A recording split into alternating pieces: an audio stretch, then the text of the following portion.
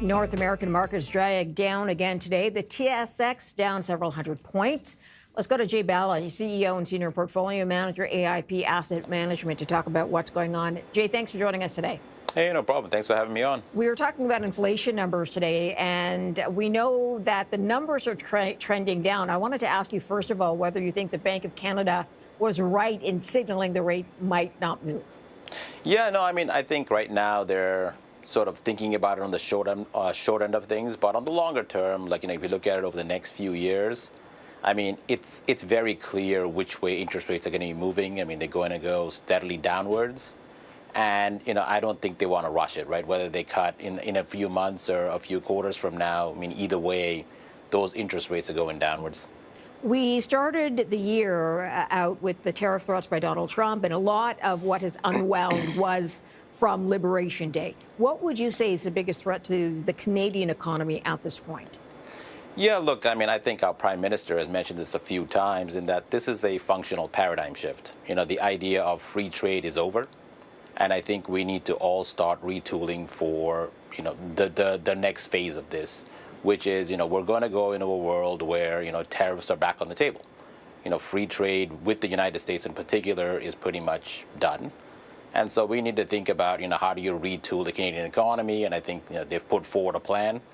And look, at the end of the day, whether you agree with the plan or not, what you do know for sure is that it's going to be lots of spending. It's going to be backed by a lot of borrowing. And in order to keep this timetable going, they're going to have to keep interest rates very low for a very long time. Does that, perhaps, that spending promised by the budget offset weakness that we are beginning to see? It's not going to offset it in the near term because, the thing with building, any large-scale project is, if you think about, what happens in the first 6 months, well, in the first 6 months, it's just a lot of the planning, you're drawing up blueprints, you're coming up with ideas. Most of the spending isn't going to happen in, until like year 2, year 3, year 4, where you're actually doing the building. And so in the short term, it's not going to help much. And that's why I kind of always repeat the idea that, investors need to sort of start looking at their portfolio from a fixed income perspective, because the key risk here is, that we go into a low interest rate environment and we stay there for many, many years to come. And so, those investors that need yield, need to find ways of getting yield that, may not be, and it may not be something that people are thinking about, just with the recent market sell-off. I think there is a lot of advisors out there, probably a lot of investors who've said, look, I've had a great run in the equity markets. Let me rebalance. Let me lock in yields while I still can. Yeah, we're having a look at the bond yields, and I'll get to that in a moment. But let's talk about the TSX, dragged down today, several hundred points, down 308 right now, but just pushed back over that 30,000 mark. What's weighing on investors in your mind? No, I think what's weighing on them is, at the end of the day, they've had a huge run. And I think, we're coming towards the end of the year, and I think a lot of people are saying, look, I'm clearly overexposed to equities. Let me cut back. Let me, roll back into some kind of yield product that I can get where I can actually get yield for the next 3-4 years while, interest rates continue to stay low, right?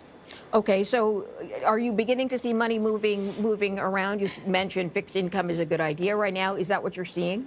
That's what I'm seeing. We're seeing a lot of opportunities in convertible debt. We're seeing a lot of opportunities where, you can lock in rates for the next 3 or 4 years.